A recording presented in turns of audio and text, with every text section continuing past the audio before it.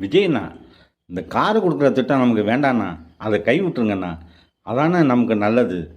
ஏன் சொல்றேன்னா, ஒரு அமைச்சருக்கு வந்து கார் கொடுக்க போறாராம். அந்த கார் வந்து இனோவா கார் கேக்குறாங்க முதலமைச்சர் கிட்ட. ஏன் எங்களெல்லாம் வந்து அவருக்கு தெரியலையா? நாங்களாம் ஓட்டு போடலையா அவருக்கு? நாங்க ஓட்டு போட்டாங்க மாற்றத்தை குடுத்துக்கிறோம் தமிழ்நாடு மக்கள். நாங்க சென்னை பூர்வடி மக்கள். அவங்க பேசுறதுலயும் ஒரு நியாயம் இருக்கு. அந்த காணொலியை கொஞ்சம் பாருங்க.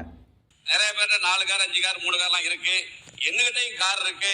ஆனா நம்முடைய அரசு கார் முதலமைச்சர் கொடுத்த கார்ல செல்றாங்கிற பெருமையோட நாளையிலிருந்து நான் என் தொழிலில் செல்லுவேன். என்னிடம் 3-4 கார் இருக்கு. இவர் யாரு தெரியுதா உங்களுக்கு? மன்னார்குடி எம்எல்ஏ இருக்கார்ல, அவர் தான் இவர். இதில் என்னன்னா, அவர்கிட்டே 4-5 கார் இருக்கான். நிறைய எம்எல்ஏட்டையே 4-5 கார் இருக்கான். ஒன்றுமே இல்லாதவங்களுக்கு சம்பளம் இல்லை, அவங்கள வந்து பணி நிரந்தரம் பண்ணலன்னு அவங்க வந்து கேட்குறாங்க. அவங்களுக்கு பணி நிரந்தரம் பண்ணாமல் நீங்கள் வந்து என்ன பண்ணுறீங்கன்னா, 4-5 கார் வச்சுருக்கவங்களுக்கு கார் கொடுக்குறேன்னு சொல்கிறீங்க. இது மக்கள் கோவப்படுவாங்களா, கோவப்பட மாட்டாங்களா?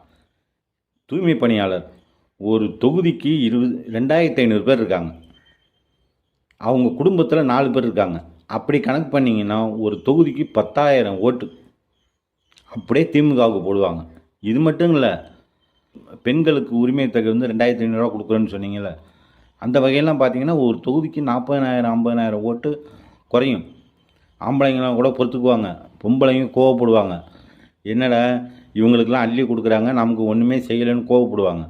அதனால் தயவு செஞ்சு இந்த கார் கொடுக்குற திட்டத்தை விட்டுருங்க. அதுதான் உங்களுக்கு நல்லது.